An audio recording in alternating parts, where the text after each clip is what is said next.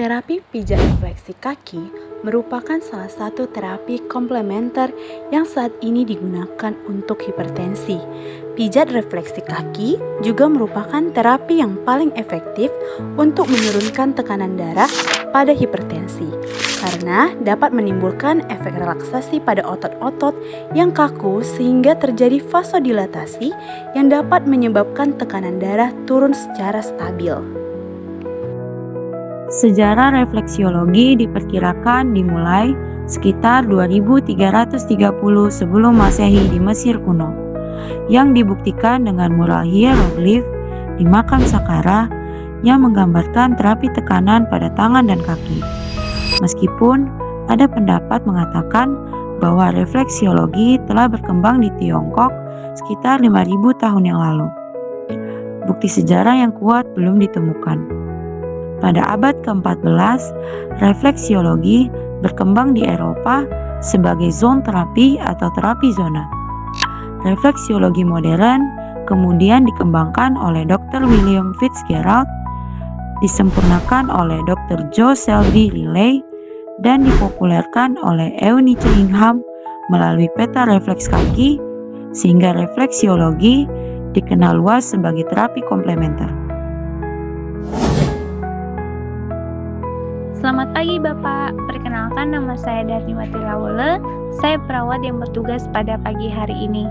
Baik Bapak, saya ingin bertanya sebelumnya, apakah Bapak penderita hipertensi yang sudah mengkonsumsi obat? Dan apakah Bapak ingin diberikan terapi pendamping pijat refleksi di kaki? Sebelum dilakukan pijat refleksi di kaki, saya akan menjelaskan manfaatnya ya Pak. Manfaatnya yaitu untuk mengurangi rasa sakit di tubuh, meningkatkan imun tubuh, membantu mengatasi stres, mengurangi migran, meminimalisir ketergantungan penggunaan obat-obatan, melancarkan peredaran darah, dan aliran getah bening. Baik Pak, sebelum dilakukannya tindakan pijat refleksi di kaki, saya akan memeriksa tekanan darah Bapak terlebih dahulu ya.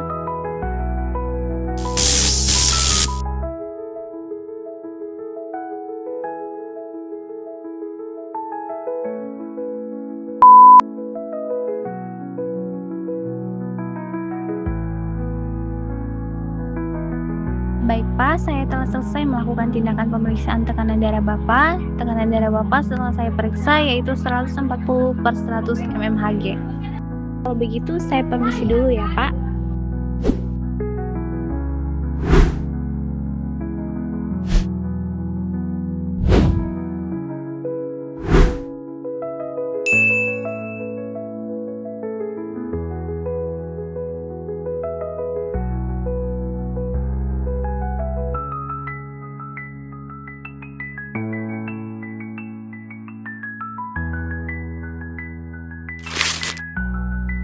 Selanjutnya, mengatur posisi pasien dengan senyaman mungkin dengan menyarankan pasien duduk atau berbaring sesuai dengan kenyamanan pasien.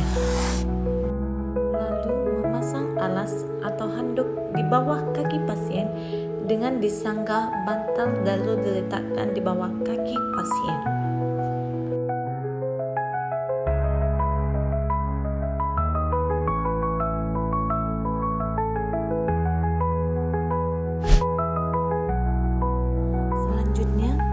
Mencuci kaki pasien dengan air hangat, kemudian mengeringkannya dengan handuk kering supaya menjaga kebersihan dan kenyamanan saat melakukan refleksi pada kaki pasien.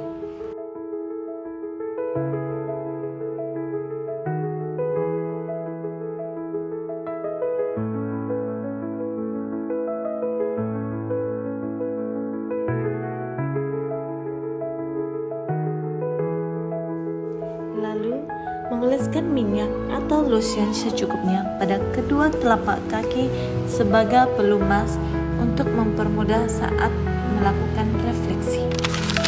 Selanjutnya, melakukan pemanasan atau warming up dengan mengusap seluruh permukaan telapak kaki secara perlahan selama kurang lebih 1-2 menit. Selanjutnya, melakukan pemijatan pada jari-jari kaki yang dimana berfungsi untuk membantu meredakan sakit kepala ataupun stres, di mana pemijatan ini berhubungan dengan kepala dan otak.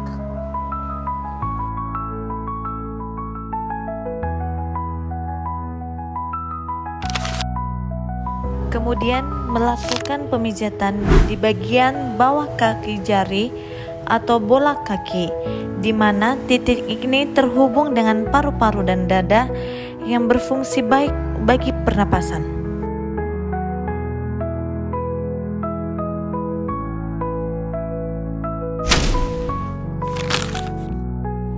Selanjutnya, melakukan pemijatan pada bagian titik tengah telapak kaki, di mana titik ini sangat berhubungan dengan lambung dan pankreas, yang baik untuk mengatasi masalah pencernaan, di mana tekniknya memberikan tekanan secara perlahan dengan pada lengkungan telapak kaki menggunakan ibu jari.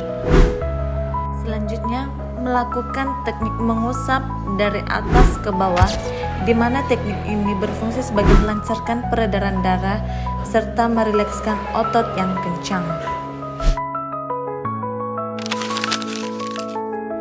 Selanjutnya, melakukan pemijatan pada bagian tumit kaki, di mana di bagian titik ini berfungsi sebagai mengurangi rasa kaku dan pegal yang menjalar dari area kaki bawah.